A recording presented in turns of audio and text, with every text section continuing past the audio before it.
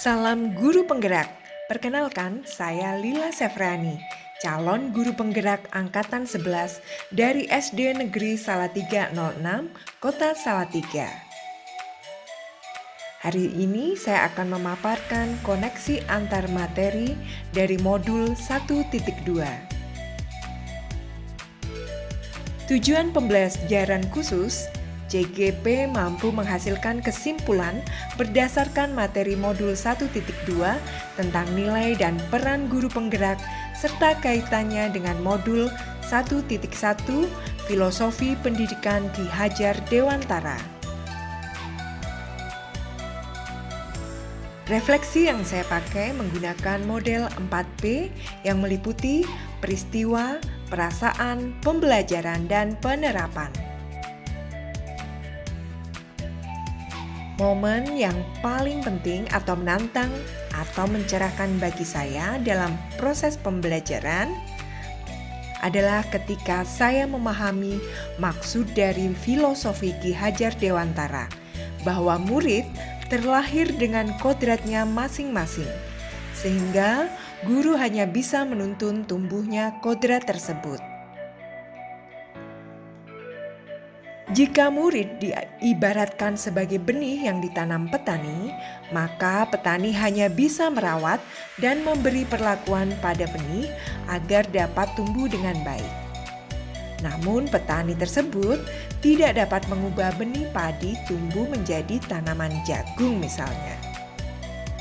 Begitu pula dengan guru. Guru tidak bisa merubah kodrat, melainkan dapat menuntun tumbuhnya laku murid. Pada modul 1.2 adalah saat saya mengetahui bahwa seorang guru penggerak tidak hanya bertugas untuk mendidik murid saja, tetapi juga diharapkan dapat menjalani kelima peran guru penggerak. Kelima peran tersebut adalah yang pertama sebagai pemimpin pembelajaran, kemudian juga sebagai coach bagi guru lain. Peran tersebut juga pendorong kolaborasi dan juga sebagai kepemimpinan murid. Saya harus banyak belajar dan melakukan aksi nyata untuk mengimplementasikan peran-peran tersebut agar dapat menguatkan nilai-nilai guru penggerak di dalam diri saya. Kaitan antara modul 1.1 dan modul 1.2 yang saya pahami adalah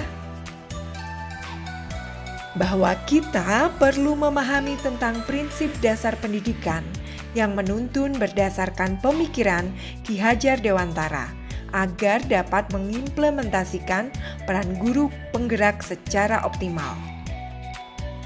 Untuk mewujudkan tujuan pendidikan sebagai tempat persemaian benih-benih kebudayaan dalam masyarakat, maka guru penggerak harus memiliki nilai berpihak pada murid, reflektif, kolaboratif, inovatif, dan mandiri.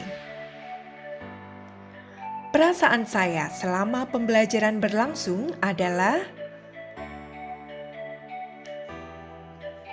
perasaan saya seperti jika tanaman diguyur air hujan, terasa segar dan berseri kembali.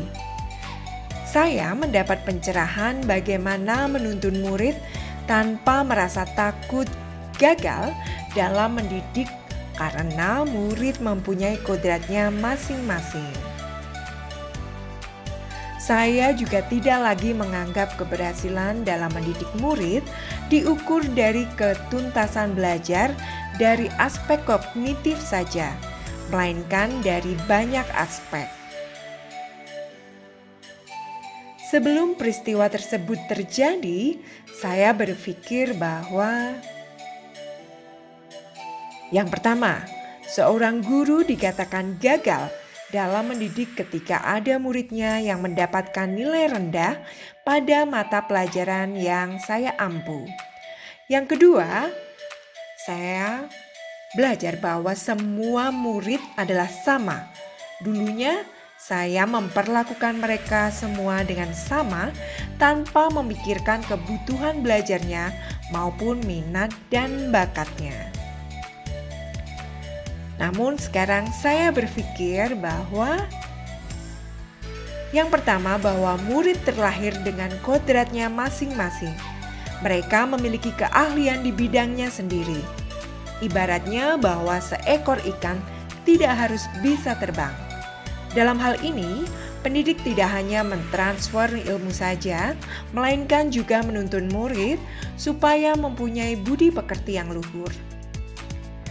Yang kedua, bahwa murid memiliki karakteristik yang beragam. Kebutuhan belajar murid berbeda-beda.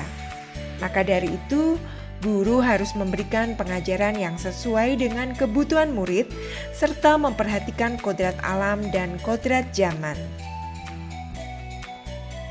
Pengembangan diri yang sederhana, konkret, dan rutin saya lakukan mulai dari sekarang untuk menguatkan nilai dan peran saya sebagai guru penggerak adalah: yang pertama, saya melakukan inovasi pembelajaran yang melibatkan murid untuk berperan aktif sebagai subjek pembelajaran serta rutin melakukan refleksi pembelajaran. Yang kedua, saya akan melakukan pengimbasan terhadap guru lain terkait inovasi pembelajaran, yaitu pemanfaatan teknologi dalam implementasi kurikulum merdeka. Demikian tadi pembahasan saya tentang keterkaitan materi yang telah saya pelajari. Semoga refleksi saya ini bermanfaat. Terima kasih, sampai jumpa kembali.